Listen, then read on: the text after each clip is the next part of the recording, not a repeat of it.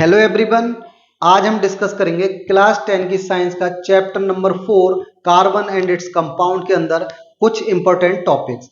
जो आपके important topics यहाँ हम डिस्कस करने वाले हैं, उसमें सबसे पहले हम देखेंगे कंबशन क्या होता है, उसके बाद हम देखेंगे फ्लेम्स क्या होती हैं, फिर उसके बाद हम देखेंगे एडिशन रिएक्शन, सब्स्टिट्यूशन रिएक्शन। इस तरीके से हम वन बाय वन डिस्कस करते हैं। सबसे पहले देखते हैं हम कंबशन क्या होता है। तो जैसा कि हम जानते हैं, कंबशन को हम बर्निंग भी बोलते हैं। अगर आपका कोई भी ऑर्गेनिक कंपाउंड बर्न होता है, तो बर्न होने के लिए उस ऑर्गेनिक कंपाउंड को चाहिए होती है ऑक्सीजन। ये नेसेसरी कंडीशन है। जब ऑक्सीजन होगी तभी ऑर्गेनिक कंपाउंड बर्न होगा या कोई भी केमिकल सब्सटेंस। तो यहाँ पर अगर हम कंबशन को देखें तो कंबशन में होता क्या है, जब भी कोई केमिकल सब्सटेंस बर्न होता है या कोई भी ऑर्गेनिक कंपाउंड बर्न होता है, तो उस केस में क्या होता है, CO2 प्रोड्यूस होती है, वाटर प्रोड्यूस होता है इन फॉर्म ऑफ वेपर। इसके अलावा एनर्जी रिलीज होती है in form of heat and light. ये आपका कहलाता है कंबशन। अब ये जो कंबशन होता है, इसको कुछ एग्जाम्पल से समझते हैं। जैसा कि यहां पर दिखाया है कि अगर हम कार्बन को जलाएं, कार्बन को बर्न करें, तो प्रोड्यूस होगी CO2 प्लस एनर्जी रिलीज होगी in form of heat and light. ऐसे ही मीथेन को आप बर्न करते हो तो CO2 प्लस वाटर प्रोड्यूस होता है in form of vapour and energy release होती है in form of heat and light. अगर आप इथेनॉल को बर्न करते हो तो इसके केस में भी सेम होता है, CO2 रिलीज होगी, वाटर रिलीज होगा in form of vapour plus energy release होती है in form of heat and light. ये जो कंबशन होता है, ये बेसिकली आपका दो तरीके का होता है। या तो कंप्लीट कंबशन होगा फ्यूल का या केमिकल सब्सटेंस का, या फिर इनकम्प्लीट कंबशन होगा। तो सबसे पहले हम कंप्लीट कंबशन को समझते हैं। जब भी किसी केमिकल सब्सटेंस का कंप्लीट कंबशन होगा, इस केस में क्या होगा, ऑक्सीजन प्रॉपर अमाउंट में होगी, तभी फ्यूल कंप्लीटली बर्न हो पाएगा। अगर ऑक्सीजन प्रॉपर अमाउंट में नहीं है, तब फ्यूल कंप्लीटली बर्न नहीं होगा। इसके बाद हम देखते हैं इनकम्प्लीट कंबशन। तो आपका जो इनकम्प्लीट कंबशन होता है किसी भी केमिकल सब्सटेंस का या किसी भी ऑर्गेनिक सब्सटेंस का, इसमें क्या होगा, ऑक्सीजन प्रॉपर अमाउंट में नहीं होगी, तब जो फ्यूल बर्न होगा वो आपका कंप्लीटली बर्न नहीं होगा, क्योंकि जितनी ऑक्सीजन चाहिए फ्यूल को बर्न होने के लिए उतनी ऑक्सीजन यहाँ पर नहीं होती। तो इस तरीके के कंबशन को हम बोलते हैं इनकम्प्लीट कंबशन। आगे मूव करते हैं और हम डिस्कस करेंगे फ्लेम क्या होती है। क्या है आपका फ्लेम? ऐसा रीजन जहां पर गैसियस सब्सटेंस बर्न होते हैं या उनका कंबशन होता है, वो कहलाता है आपका फ्लेम। फ्लेम बेसिकली दो तरीके की होती है, या तो ब्लू फ्लेम होगी या फिर येलो। आपने दो ही तरीके की फ्लेम देखी होगी। और आपने देखा होगा कुछ फ्लेम्स ऐसी होती हैं जिसमें स्मोक आता है काले कलर का, और कुछ फ्लेम्स ऐसी होती हैं जिसके अंदर स्मोक नहीं आता। तो ऐसी फ्लेम जिसके अंदर स्मोक प्रोड्यूस नहीं होता, उसको बोलते हैं हम नॉन शूटी फ्लेम। तो जो ब्लू फ्लेम होती है वो नॉन शूटी भी होती है नेचर में, लेकिन जो फ्लेम्स स्मोक में ब्लैक कलर का सब्सटेंस देती हैं वो कहलाती हैं आपकी शूटी फ्लेम। तो जितनी भी येलो फ्लेम्स होती हैं वो आपकी शूटी फ्लेम होती है। अब येलो फ्लेम या फिर ब्लू फ्लेम ये किससे प्रोड्यूस होती हैं या किस तरीके के फ्यूल को आप बर्न करोगे तब ये वाली फ्लेम्स प्रोड्यूस होंगी? जब भी आप सैचुरेटेड हाइड्रोकार्बन्स, दैट इज आप मीथेन को बर्न करोगे, तब आपका ब्लू और नॉन शूटी फ्लेम प्रोड्यूस होगी। अगर आप ब्यूटेन को बर्न करते हो तब भी आपकी ब्लू और नॉन शूटी फ्लेम प्रोड्यूस होगी। या फिर हम बोलते हैं आप LPG को बर्न करते हो, जो घर के अंदर लिक्विफाइड पेट्रोलियम गैस होती है, हम जो कुकिंग के लिए इस्तेमाल करते हैं, आपने देखा होगा जब आप उसको बर्न करते हो तो उसके केस में भी ब्लू और नॉन शूटी फ्लेम प्रोड्यूस होती है। क्योंकि जो हमारे यूटेंसिल्स होती हैं जिसमें हम कुकिंग करते हैं, आपने देखा होगा वो कभी भी ब्लैक नहीं होते। तो उसके पीछे का रीजन क्या है?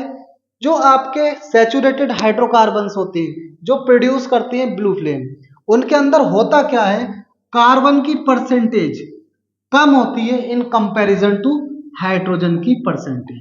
यही वजह है कि इस फ्लेम के अंदर कभी भी कार्बन के पार्टिकल्स आपको देखने को नहीं मिलेंगे, क्योंकि वो कंप्लीटली बर्न हो जाती है, तब जाकर आपकी ब्लू और नॉन शूटी फ्लेम प्रोड्यूस होती है। दूसरा समझते हैं येलो फ्लेम और शूटी फ्लेम किस तरीके का फ्यूल प्रोड्यूस करता है। तो आपके जो अनसैचुरेटेड हाइड्रोकार्बन्स होते हैं ये प्रोड्यूस करते हैं येलो और शूटी फ्लेम। इसमें क्या होता है, फ्यूल जो होता है ये अनसैचुरेटेड हाइड्रोकार्बन ये कंप्लीटली बर्न नहीं हो पाता, डेट इज यहां पर आपको देखने को मिलेगा इनकम्प्लीट कंबशन। तो जब भी किसी फ्यूल का इनकम्प्लीट कंबशन होगा तो उसमें येलो और शूटी फ्लेम प्रोड्यूस होगी।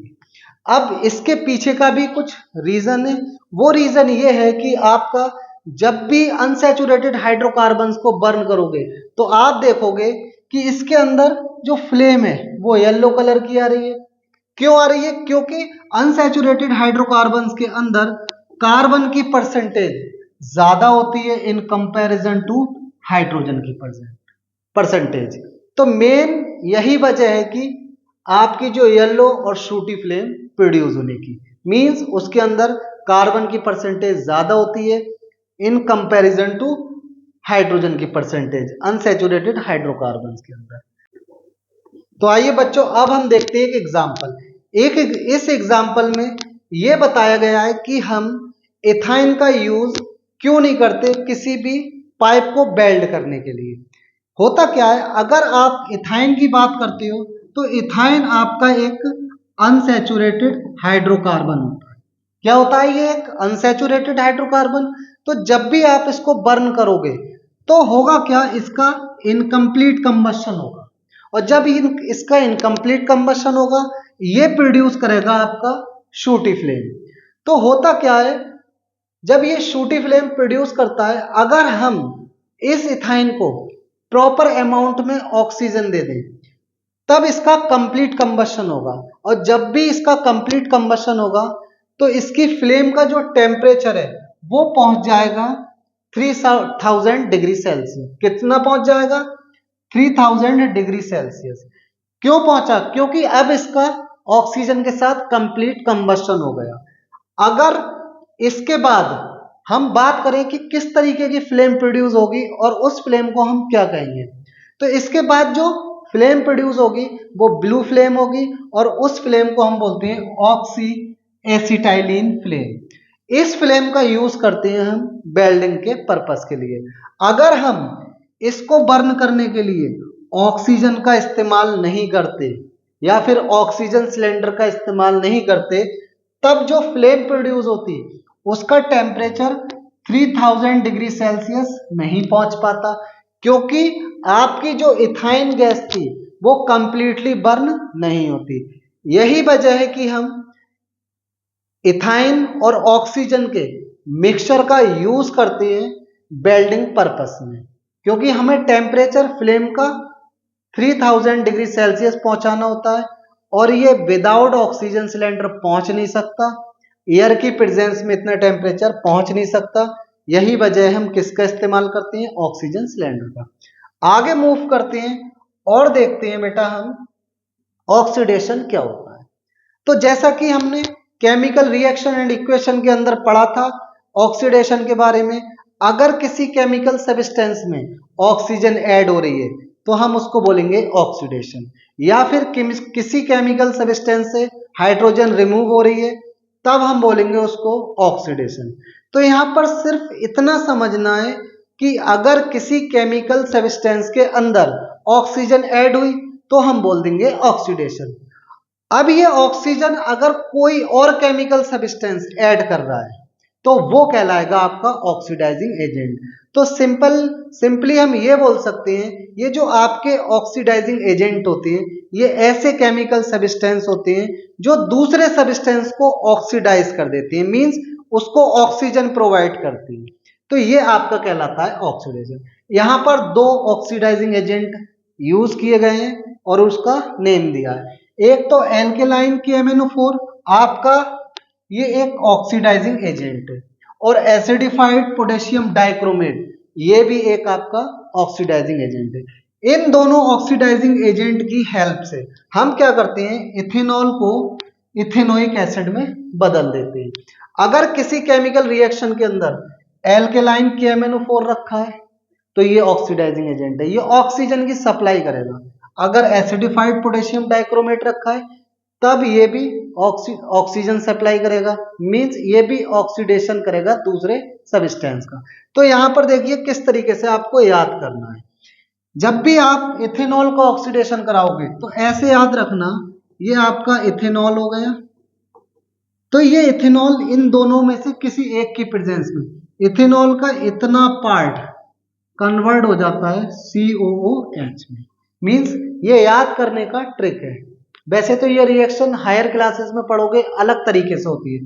तो यहाँ पर हमने देखा इस CH2OH की जगह COOH रख दिया, मींस ये रिएक्शन कैसी हो गई, अब CH3 ये वाला पार्ट ऐसे ही रहने देते, इस CH2OH की जगह हम रख देते हैं COOH, मींस इथेनॉल को इथेनोइक एसिड में बदल देते हैं। ये कहलाता है आपका ऑक्सीडेशन। आगे मूव करते हैं और हम देखते हैं एडिशन रिएक्शन क्या होती है। तो बेसिकली ये जो एडिशन रिएक्शन होती है ये अनसैचुरेटेड हाइड्रोकार्बन्स की कैरेक्टरिस्टिक रिएक्शन होती है। इसमें क्या होता है, हाइड्रोजन ऐड होती है अनसैचुरेटेड हाइड्रोकार्बन्स के अंदर, चाहे वो एल्कीन हो चाहे एल्काइन हो, हाइड्रोजन ऐड होगी उसमें, लेकिन किसकी जरूरत पड़ेगी, कैटालिस्ट की। तो ये क्या कहलाता है, कैटालिटिक रिडक्शन भी कहलाता है, या हम इसको हाइड्रोजिनेशन भी बोल सकते हैं। तो यहां पर देखिए आप, यहां पर ये हमने लिया वेजिटेबल ऑयल, क्या ले रखा है हमने, यहां पर ये वेजिटेबल ऑयल है, ये कुछ इस तरीके से लिखा है, ये आपका वेजिटेबल ऑयल है। इस वेजिटेबल ऑयल में हम हाइड्रोजन ऐड कर रहे हैं इन प्रेजेंस ऑफ निकल कैटलिस्ट। तो होगा क्या, ये जो कार्बन कार्बन के बीच डबल बॉन्ड है ये स्प्लिट हो जाएगा। जब ये स्प्लिट होगा तो एक हाइड्रोजन एक कार्बन पर अटैच हो जाएगी, दूसरी हाइड्रोजन दूसरे कार्बन पे, तो आपको जो फॉर्म होगा वो R single bond C single bond R single bond C single bond R single bond R, इस तरीके से आपके हाइड्रोजन ऐड हो जाते हैं। मींस ये जो वेजिटेबल ऑयल है ये कन्वर्ट हो जाता है वेजिटेबल घी या फिर वनस्पति घी में। ये जो वनस्पति घी होता है ये not good for health, health के लिए अच्छा नहीं होता है। तो इसके केस में हमने देखा कि वेजिटेबल ऑयल में हाइड्रोजन ऐड हो गई, तो ये जो प्रोसेस है इसमें हो क्या रहा है, अनसैचुरेटेड हाइड्रोकार्बन सैचुरेटेड हाइड्रोकार्बन में बदल रहा है। तो इस तरीके की रिएक्शन को हम क्या बोलते हैं, हाइड्रोजिनेशन। तो ये जो हाइड्रोजिनेशन है ये एक आपका एडिशन रिएक्शन का एग्जाम्पल है। एक एग्जाम्पल और देखते हैं, अगर हम इथेन ले लें C2H4, इसके अंदर हाइड्रोजन ऐड करते हैं इन प्रेजेंस ऑफ निकल कैटलिस्ट, या फिर आप पैलेडियम भी यूज कर सकते हो या फिर आप प्लेटिनम भी यूज कर सकते हो। इन तीनों में से किसी एक कैटलिस्ट की प्रेजेंस में अगर आप इथीन में हाइड्रोजन ऐड कर रहे हो तो आपको मिलेगा इथेन। क्या मिलेगा, इथेन मिलेगा।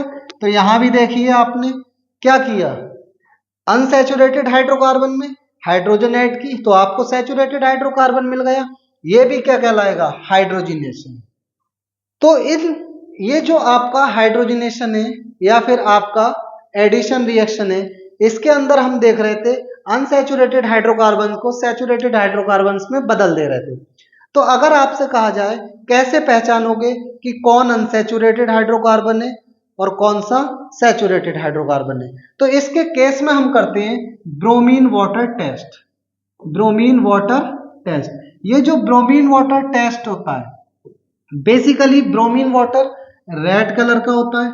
जब आप इसको अनसैचुरेटेड हाइड्रोकार्बन्स में डालोगे तो ये ब्रोमीन वाटर अपना कलर डीकलराइज कर देगा, लेकिन सैचुरेटेड हाइड्रोकार्बन्स में इसमें कोई भी चेंज नहीं आता। तो इसकी मदद से या इसकी हेल्प से हम सैचुरेटेड और अनसैचुरेटेड हाइड्रोकार्बन्स को डिफरेंशिएट कर सकते हैं। या फिर आपसे कहा जाए कि केरोसिन ऑयल को और आप बटर को कैसे पहचानोगे, तो जो केरोसिन ऑयल होता है उसके अंदर सैचुरेटेड हाइड्रोकार्बन्स होते हैं, और जो आपका बटर होता है उसके अंदर अनसैचुरेटेड हाइड्रोकार्बन्स होते हैं। तो इन दोनों को अगर डिस्टिंग्विश करना है तब हम ब्रोमीन वाटर टेस्ट कराते हैं। इस टेस्ट को हम और भी नाम से जानते हैं, जिसको बोलते हैं हम test for unsaturation.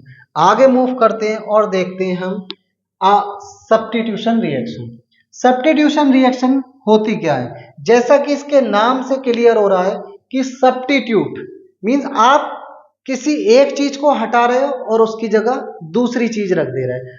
For example, हमारे किचन के अंदर टी है रखी हुई, टी लीव्स रखी है, चाय की पत्ती रखी है। उस चाय की पत्ती की जगह पर हमने वो आपका जो बॉक्स है चाय की पत्ती का उसको हटा दिया और उसकी जगह पर कॉफी का बॉक्स रख दिया।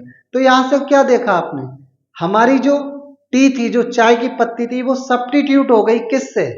आपके कॉफी से। तो ये कहलाता है सब्स्टिट्यूशन। ऐसे ही यहां पर क्या होता है,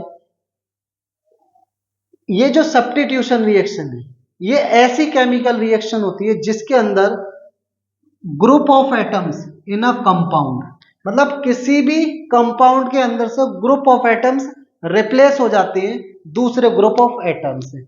इसको एग्जांपल से समझिए आप। जैसे यहां पर एग्जांपल दिया है क्लोरीनेशन रिएक्शन। ये जो क्लोरीनेशन रिएक्शन है ये एक सब्स्टिट्यूशन रिएक्शन है। इस क्लोरीनेशन रिएक्शन को देखिए आप, यहां पर हम मीथेन का क्लोरीनेशन करा रहे हैं। इस मीथेन का जब हमने क्लोरीनेशन कराया तो किस तरीके से होगा? CH4, ये मीथेन, इसके अंदर हमने क्लोरीन ऐड की in presence of sunlight. Sunlight necessary condition है फॉर सब्स्टिट्यूशन रिएक्शन। अगर सनलाइट नहीं होगी तो सब्स्टिट्यूशन रिएक्शन नहीं होगी। तो इसमें होगा क्या? ये जो आपके 4 हाइड्रोजन दिख रहे हैं मीथेन के अंदर, यहां से एक क्लोरीन एक हाइड्रोजन को लेकर उसके साथ चली जाएगी HCl। बचेगा कितना इधर? CH3, 3 हाइड्रोजन बचे, प्लस एक क्लोरीन यहां पर ऐड हो जाएगी। मींस यहां से क्लोरीन ने हाइड्रोजन को सब्स्टिट्यूट किया, उसकी जगह खुद आ गई। ऐसे ही अगेन CH3Cl जो फॉर्म हुआ था, इसकी रिएक्शन अगेन हम क्लोरीन से कराएंगे। फिर एक क्लोरीन हाइड्रोजन रिप्लेस कर देगी CH3Cl से और इसकी जगह खुद आ जाएगी। तो आपको मिलेगा CH2Cl प्लस HCl। अब ये CH2Cl से एक क्लोरीन एक हाइड्रोजन को हटा देगी, उसकी जगह खुद आएगी, तब हमें मिलेगा CHCl3। अब CHCl3 में एक हाइड्रोजन है, वो भी क्लोरीन से रिप्लेस होगा और उसकी जगह पर भी क्लोरीन आ जाएगी, तो आपको मिलेगा CCl4। तो कुल मिलाकर जब भी हम मीथेन का सब्स्टिट्यूशन कराते हैं तो फाइनली हमें CCl4 मिलता है, डेट इज टेट्राक्लोरोमीथेन मिलती है। ये फाइनल प्रोडक्ट होता है मीथेन के क्लोरीनेशन का, क्योंकि क्लोरीनेशन एक चेन रिएक्शन होती है, हायर क्लासेस में आप पढ़ोगे।